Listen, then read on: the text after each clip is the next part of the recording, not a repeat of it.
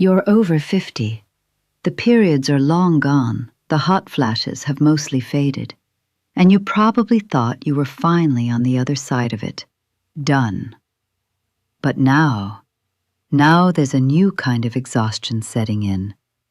A brain fog that feels different. A dull ache in your joints that wasn't there last year. And when you mention it, you're told, well, this is just what 60 feels like. Look, I'll tell you honestly, that is not aging. That is a hormone shift nobody explained to you.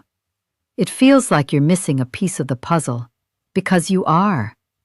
The truth is, that puzzle piece was intentionally left out of the box. For decades, a silence fell over this part of a woman's life, so complete that today, nearly 80% of OB/GYNs report having no residency training in menopause. You are not failing. You were never told the truth about what was happening to you. And the biggest part of that missing truth is this. Postmenopause is not one single destination. It's not a finish line. It's two very different countries, and the border between them is the most important health timeline you've never been shown.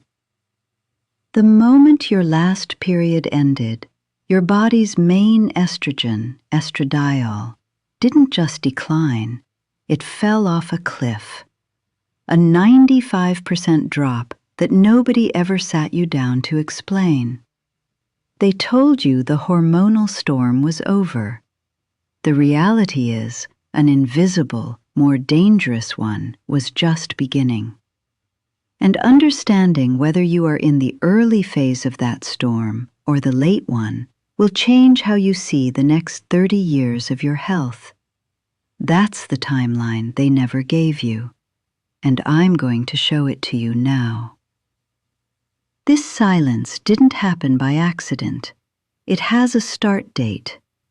For most of modern medicine, we were actually getting better at this. We understood hormones. We were having the conversation. And then, in 2002, the Women's Health Initiative study came out, and the headlines were terrifying. Stroke, cancer, heart attacks. The world panicked, and in that panic, the door slammed shut. A whole generation of doctors was trained not in the physiology of menopause, but in the fear of hormones. The conversation just stopped. They were taught that the safest thing to do was nothing at all. And so an entire generation of women entering this phase of their lives was met with a clinical shrug, abandoned right at the moment they needed a guide the most. Your own mother likely went through this in the dark, and you were meant to be the generation that didn't have to. So you inherited her silence. Your mother's generation had no words for it. It was just the change, a private misery to be endured. But your generation was supposed to be different. You were told to advocate for yourself, to ask questions. But you were asking questions in a system that had lost the answers. What nobody told you is that in the United States, a full 4 out of 5 OB/GYN residency programs have no formal menopause curriculum. It's not a required part of the training. Think about that. The single most transformative event in the second half of a woman's life, a universal experience, is treated like an elective.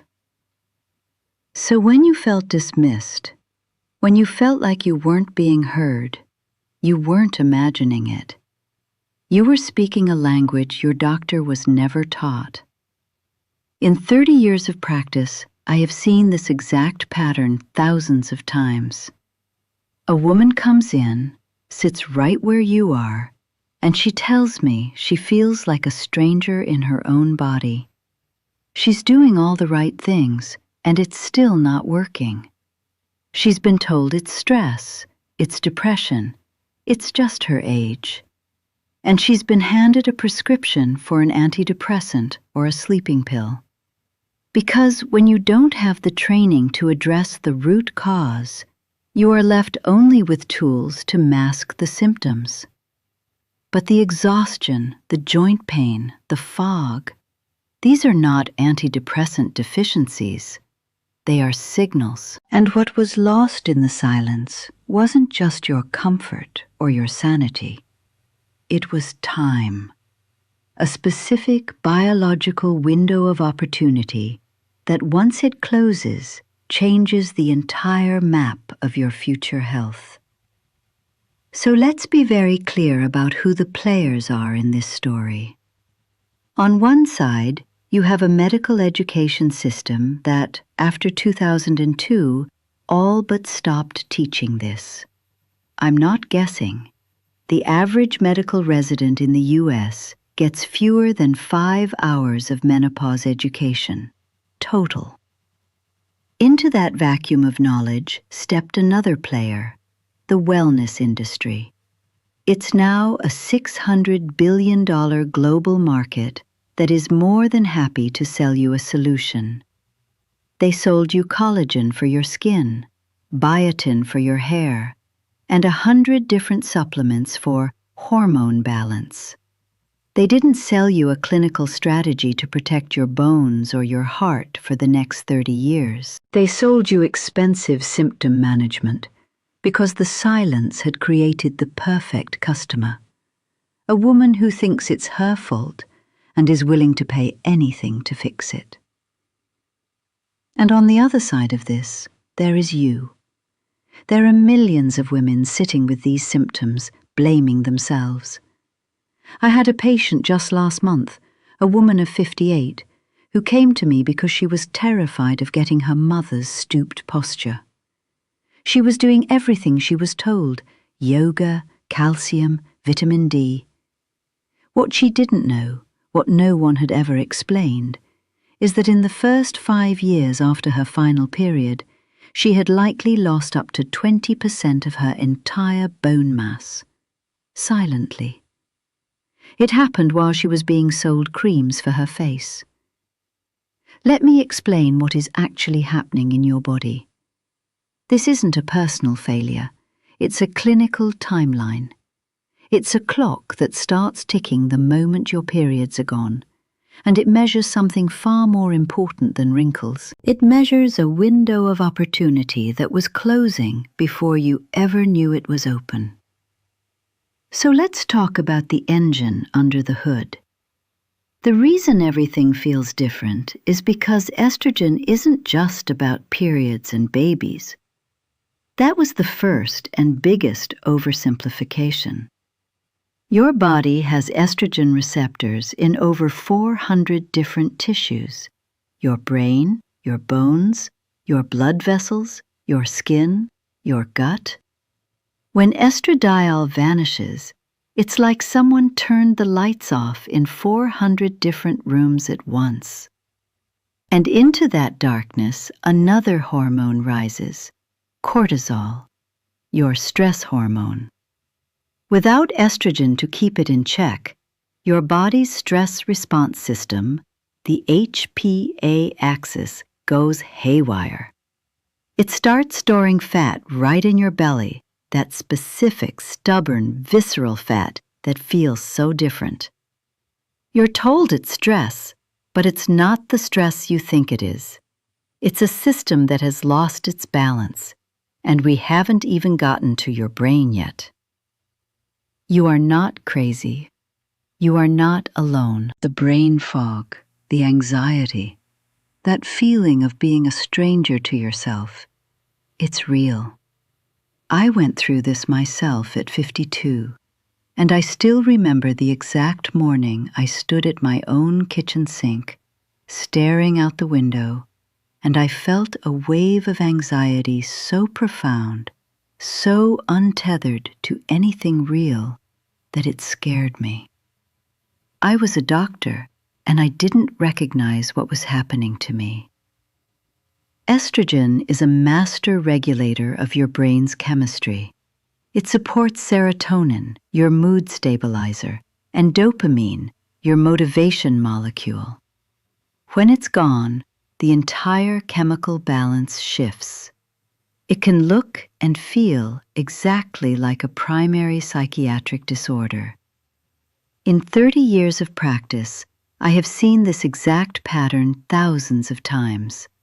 A woman dismissed with an antidepressant when what she needed was an explanation. But estrogen isn't the only hormone they forgot to tell you about.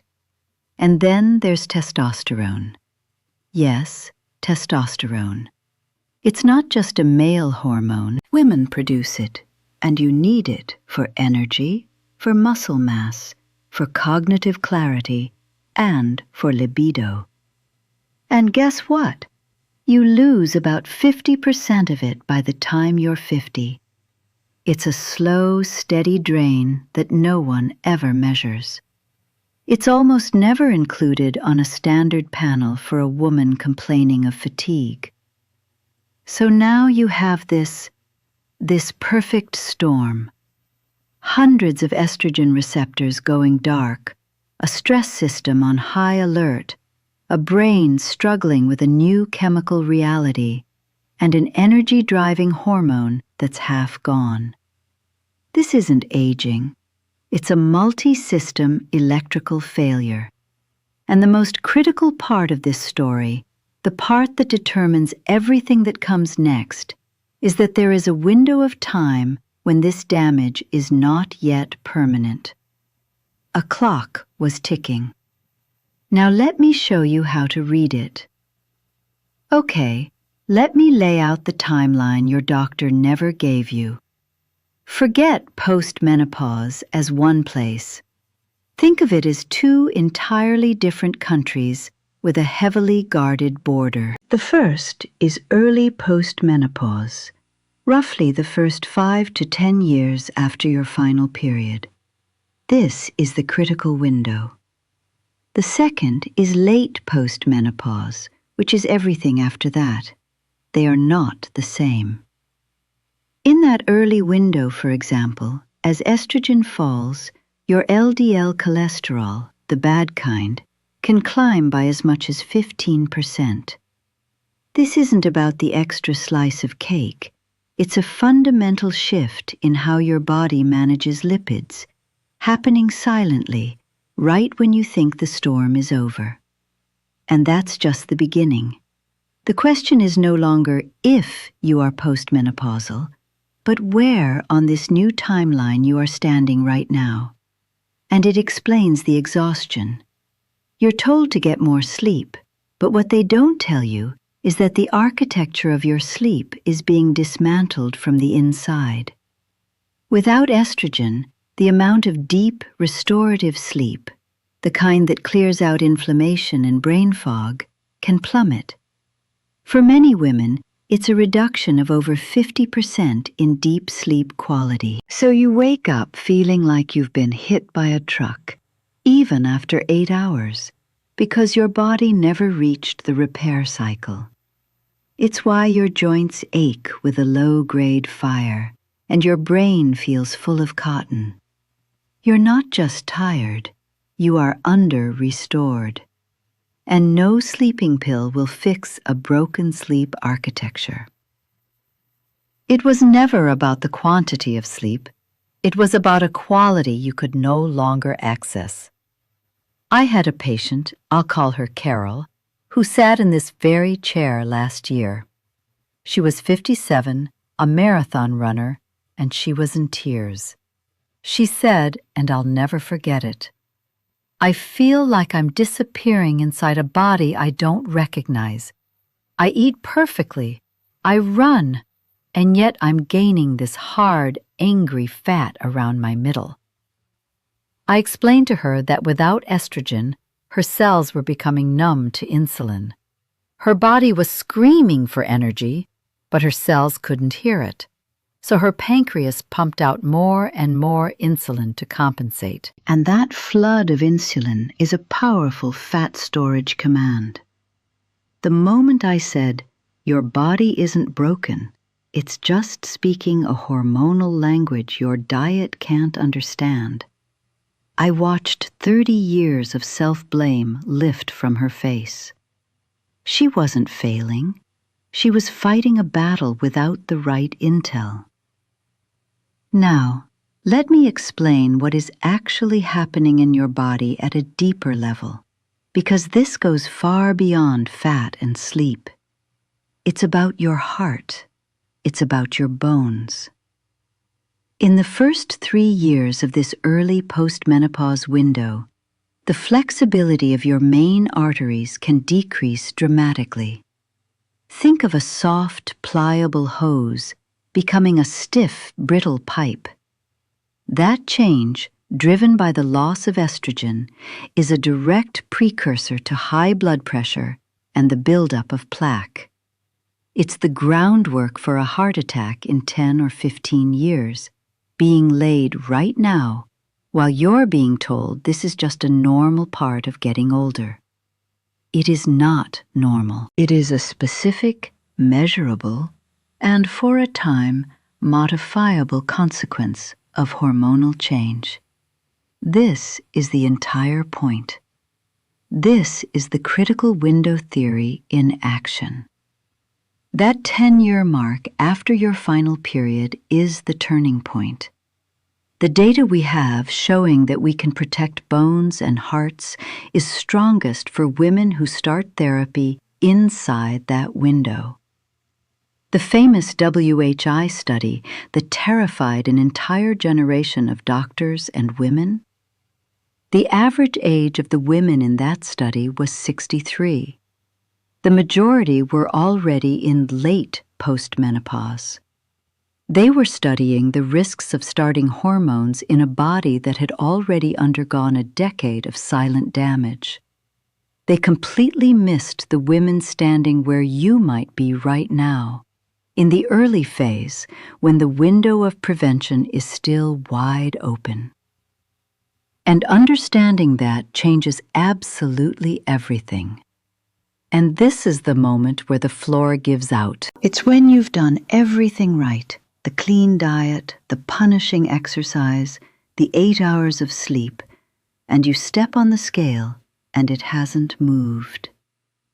Or you wake up with that same concrete in your joints, that same fog in your brain.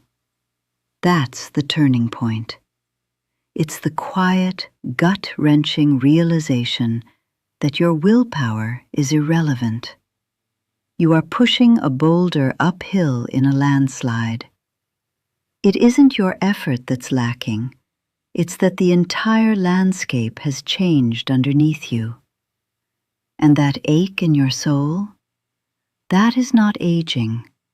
That is a hormone shift nobody explained to you, a biological reality that was allowed to operate in the dark, dismantling your health from the inside out, while you were busy blaming yourself for not trying hard enough. It's a cold, quiet anger that settles in then, isn't it? Not loud, just a profound, devastating clarity. You look back at every time you felt dismissed, every time you were told it was just your age, every dollar you spent on a supplement that promised to fix you, and you see it for what it was. A system that wasn't just ignorant, it was silent, by choice. You are not crazy. You are not alone. You have been fighting a ghost, trying to solve a puzzle with half the pieces missing, because someone, somewhere, decided you didn't need to see the full picture. The silence was never an accident. And in that moment of clarity, the self-blame finally dies. It has to, because you realize it was never, ever your fault.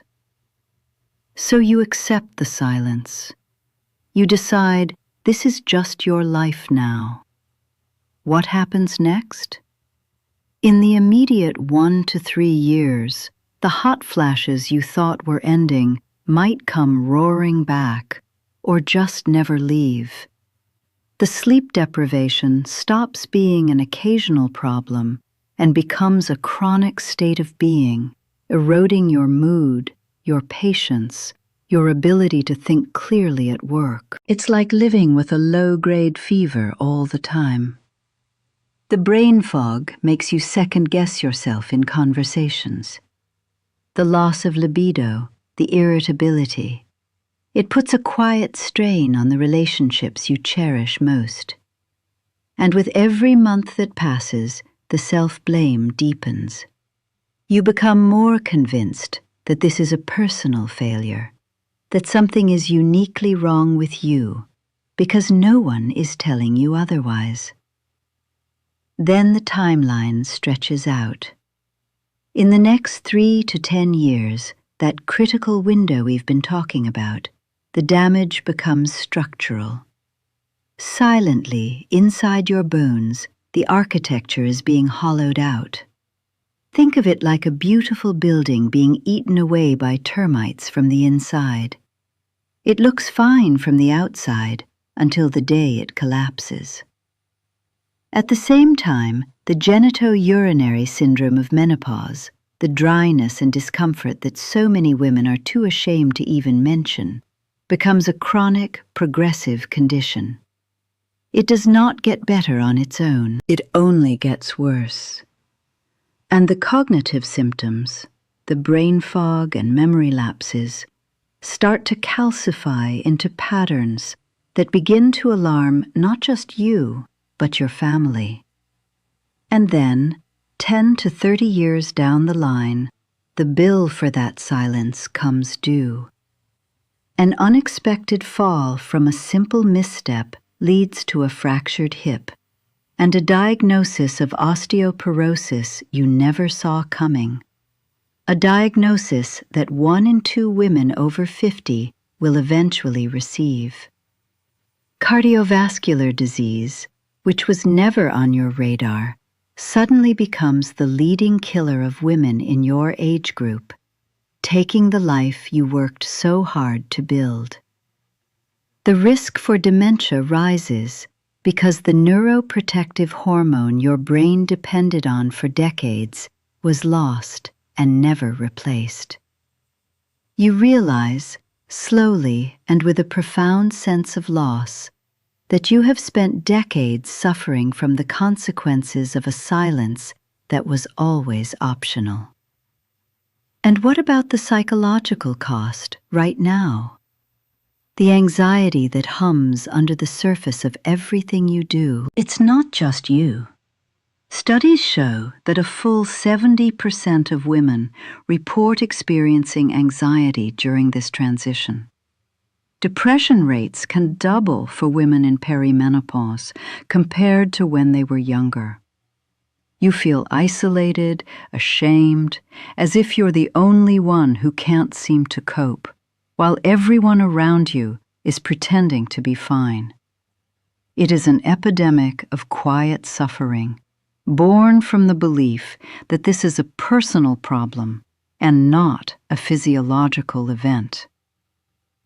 Tell me in the comments below, which of these consequences are you living with right now that you feel nobody ever warned you about? Because this is the truth they never tell you when they say, it's just your age. There is a cost to inaction. There is a physical price for the silence. And it's a price measured in bone density, in arterial plaque, in cognitive decline, and in years of life spent feeling less than yourself. This is not a personal failure. This is inherited silence with a measurable physical cost. So here is the shift. You stop asking, what is wrong with me? And you start asking, where am I on this timeline? That is the new question that changes everything. The direction isn't a product you can buy on the internet. It is a clinical conversation you can finally lead.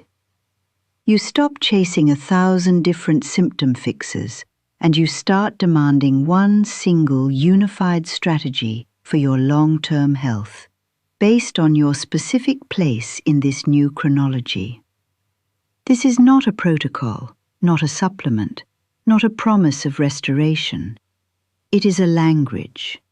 It is the language of your own body's biology that you can now speak, maybe for the first time, to a doctor who is willing to listen. Your power is no longer in your willpower, it is in your clarity. And this is hard. I know it is. It's hard to look at this map and not feel a sense of grief for the time you lost, for the years you spent blaming yourself. But you are not failing. You were never told the truth about what was happening to you. The silence was designed to make you feel isolated, to make you feel like your body was the one thing you could no longer trust. But now you understand the architecture of that silence, and you can't unsee it. And in that clarity, something else happens. You are no longer a woman with a body that is betraying her. You are a woman who finally has the coordinates. You have the language to describe the country you are in. And so you leave this room with something more valuable than a prescription. You leave with a map. Your body isn't betraying you. It's been operating on a hidden timeline that you were never shown. The question is no longer about fixing a symptom, it's about claiming a strategy for the rest of your life. But knowing the map is one thing, navigating the territory is another. Because the silence doesn't just live in you, it lives in the clinics and the examination rooms you have to walk into. That's our next conversation. How to talk to a doctor who may not have been given this map either. Share your story below. Tell me what part of this truth you needed to hear the most today. I read every single one. The silence ends in this room, and the question that should haunt you in the best possible way is this. Now that you know the timeline was real, what will you do with the time you have left? What conversation will you start tomorrow that you were too afraid to start yesterday? Think about that. Take care of yourself. I will see you in the next one.